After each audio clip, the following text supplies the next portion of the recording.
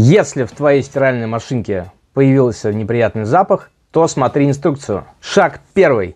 Берем 500 грамм лимонной кислоты и растворяем ее в горячей воде в каком-нибудь тазике или кастрюле до полного растворения.